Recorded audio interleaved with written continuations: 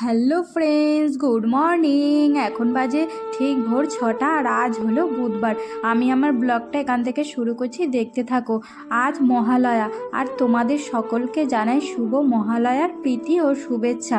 আজকে এমন শুভ দিনে আমি আমার প্রভুর সেবা দিয়েই ব্লগটা শুরু করছি। তো দেখো, বাসি কাজ সেরে স্নান করে মন্দিরে চলে এসেছি। মন্দিরের বাসি প্রভুর বাসি বিছানা তুলে বাসি ঘর মুছে তারপরে দেখো আদার্স কাজগুলো করে নিচ্ছি, যেমন পুজোর বাসন মাজা, তারপরে ভোলে বাবাকে স্নান করানো, তুলসী মন্দির পরিক্রমা করা, করে তার তুলসী মন্দিরে একটু জল দেওয়া, এগুলোই করে নিচ্ছি। অবশেষে পিতৃপক্ষের অবসান ঘটিয়ে দেবীপক্ষের সূচনা হলো, তাই না? এই মহালয়ার ঠিক 6 দিন পর আমাদের দুর্গামা স্বর্গ থেকে তার ছেলে মেয়েদের নিয়ে মর্তে তার বাপের বাড়িতে আসবে, তাই না? তো দেখো, আমার মন্দিরের কাজ কমপ্লিট হয়ে গেছে। তখন বাজে ঠিক 9টা মতন। আমি ওপরে চলে এসেছি। এসে দেখো বাসি বিছনা তুলে নিয়েছি প্রতিদিনকারের মতন। তারপরে নেক্সট রুমে এসেও বিছনাটাকে একটুখানি ঝেড়ে ঝুড়ে নিলাম। আজকেও না, জানো তো, মন্দির থেকে আসতে আসতে দেরি হয়ে গেছে। অন্যদিন 8:30টার মধ্যেই আসি, কিন্তু আজকে 8টা বেজে গেছে, 9টা বেজে গেছে।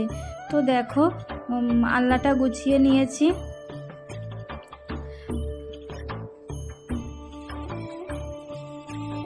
তারপরে দেখো বেসিনটাকে একটু পরিষ্কার করে নিলাম। তারপরে না, মোটরে না ট্যাঙ্কিতে একটু জল ছিল না, তাই মোটরটা একটু চালিয়ে দিলাম। আর আমাদের বাড়িতে যে কাজ করে, তোমাদের তো আগেই বলেছি, কার্পেটটা তুলে মোছে, ওই জন্য কার্পেটটাকে এবার ঠিক করে পেতে দিলাম। আর আমাদের বাড়িতে যে কাজ করে না, মিঠুকে আগেই তো বলেছি যে মুড়ি আর একটু চানাচুর দিই, সেটা দিয়ে দিলাম। মিঠু চলে গেল। তারপরে দেখো আমি রান্নাঘরে চলে এসেছি। ঠিক তখন 10টা মতন বাজে। রান্নাঘরে এসে দেখো আগে ভাতটা বসিয়ে দিয়েছি। আর জানো তো, লবণের কোটোটা না ধুয়ে দিয়েছিলাম, ওই জন্য শুকিয়ে গেছে। লবণ একটু ভরে নিলাম তাতে। আজকে না করব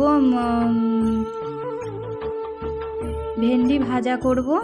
আর ওই দেখো ডাল সেদ্ধ হচ্ছে, ঝিঙে দিয়ে মুগের ডাল করব। আর এই যে থোর ভাজা। আর কালকের একটু ফুলকপি আলুর তরকারি ছিল, গরম করব। এই দেখো থোর ভাজা করেছি। আর ওইটা দেখছো থোরের পাশে, ওটা হচ্ছে গিয়ে উচ্ছে শাক। কালকের একটু করা ছিল, গরম করে নিয়েছি। এই যে ফুলকপি আলুর তরকারি ছিল, গরম করে নিয়েছি। আর পেঁয়াজ পোস্তও ছিল, গরম করে নিয়েছি। তো দেখো আমাদের ব্রেকফাস্ট সকালের খাওয়া কমপ্লিট হয়ে গেছে। তখন ঠিক 11:45 মতন বাজে। তারপরে আদার্স কাজগুলো করে নিচ্ছি, যেগুলো করি রান্নাঘরে এসে। প্রত্যেক দিনের কাজ যেগুলো থাকে। দেখো রান্নাঘরের কাজ আমার কমপ্লিট হয়ে গেছে। খাবার টেবিলটাকেও ঠিক করে মুছে নিলাম।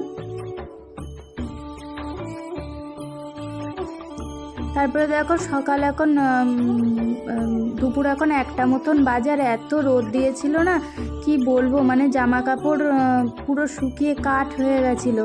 তো আমার ব্লগটা এই পর্যন্তই। যদি ভালো লেগে থাকে লাইক কমেন্ট শেয়ার করবে। টাটা।